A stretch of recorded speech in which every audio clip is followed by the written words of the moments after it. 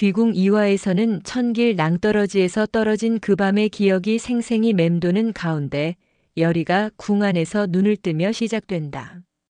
몸은 멀쩡했지만 마음은 온통 부서진 조각처럼 뒤엉켜 있었다.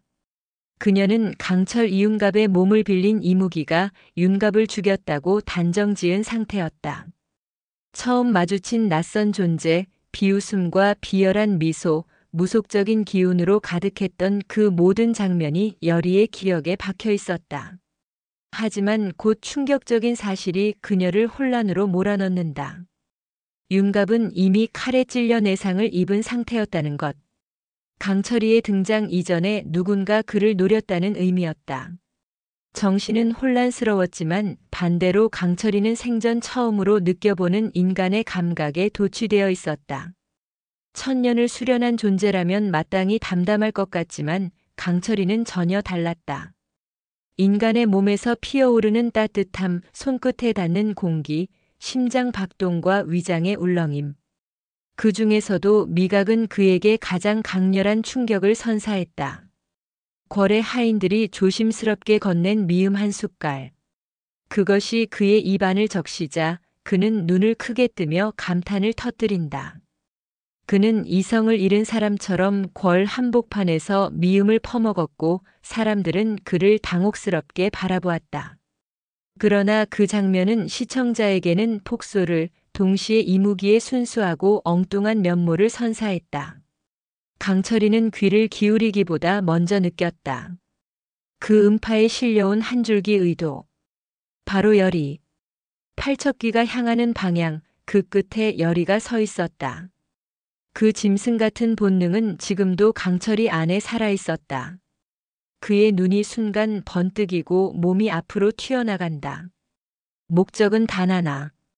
열이를 찾아 궐 밖으로 탈출하는 것.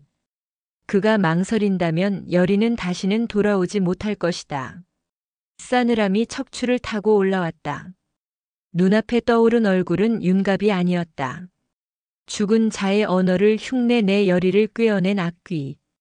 그녀의 눈동자는 피로 물들었고 입가에는 조소가 걸려 있었다. 열이는 비명을 지르기도 전에 숨이 턱 막혔다. 찬 물속에서 폐를 조이는 기운, 몸을 뒤흔드는 공포. 도망칠 수 없는 현실이 그녀를 압도했다. 그러나 바로 그 순간 하늘을 찌를 듯한 기운이 우물가를 뒤덮었다. 강철이었다. 숨을 고를 시간도 없이 그는 칼날처럼 달려들었다.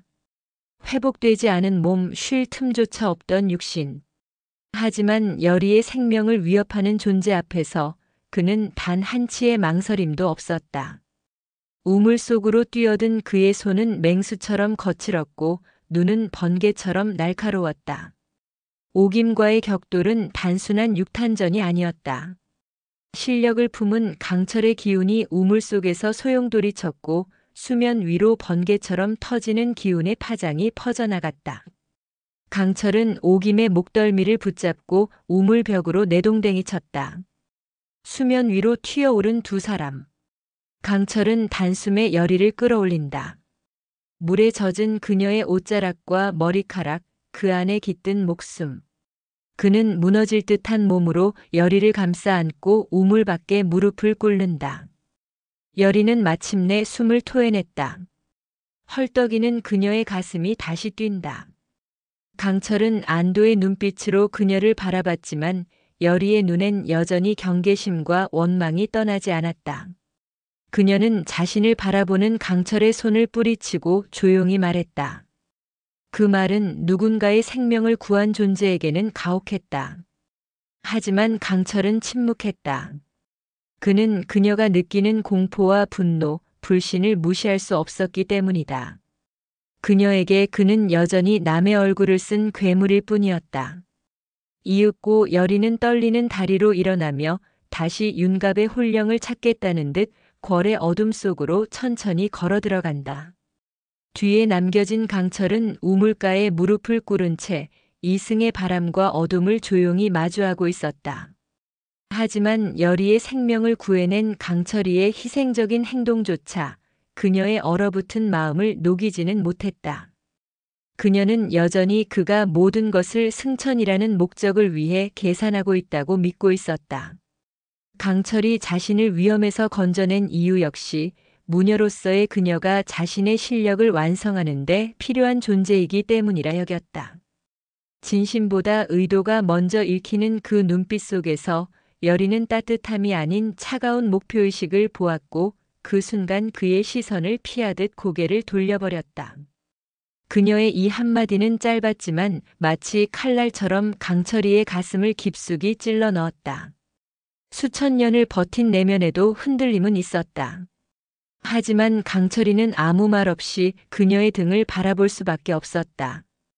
그녀의 차가운 오해를 말로 지우기엔 그가 지닌 과거와 존재 자체가 너무 무거웠다. 여리는 갈라진 마음을 안고 다시 윤갑의 홀령을 찾기 위해 궐을 헤매기 시작한다. 한 발 한 발 내디딜수록 그녀의 머릿속에는 미련과 죄책감, 그리고 사라져버린 사랑에 대한 슬픔이 교차했다.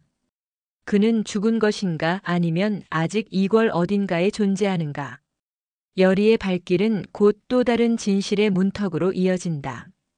윤갑이 생전에 왕의 새로운 애체 안경을 만들겠다며 했던 말을 떠올리던 그녀는 왕 이정 김지훈 분에게서 전혀 다른 사실을 듣게 된다.